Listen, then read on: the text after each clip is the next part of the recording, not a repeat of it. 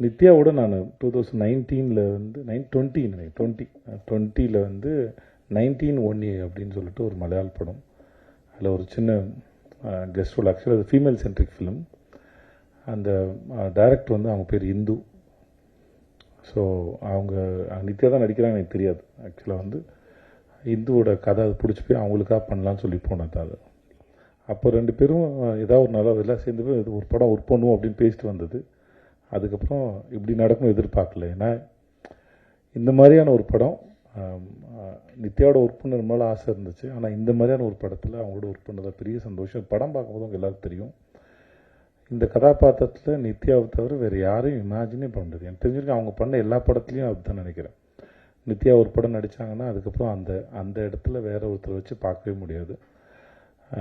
அதுதான் நித்யா. ஏன்னா அது சும்மா வந்தோம், இது சீனு, இது டயலாகு, ஓகே இது கோரியோகிராஃபி, இதை நடிப்போம் அப்படின்லாம் இல்லை.